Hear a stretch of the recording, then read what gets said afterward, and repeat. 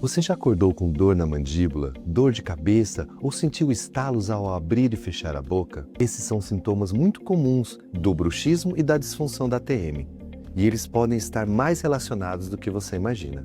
O bruxismo é o hábito involuntário de ranger ou apertar os dentes, principalmente durante o sono. Isso gera um esforço excessivo sobre a articulação temporomandibular, a ATM, que é responsável pelos movimentos da boca. Com o tempo, essa sobrecarga pode levar a uma disfunção da ATM, causando sintomas como dores na mandíbula, cabeça e pescoço, estalos e dificuldade para abrir ou fechar a boca, sensação de cansaço ou tensão nos músculos faciais, dores de ouvido ou até zumbido, que, se não tratado, o bruxismo pode desgastar os dentes, comprometer a mastigação e agravar a disfunção da ATM, tornando o problema ainda mais sério.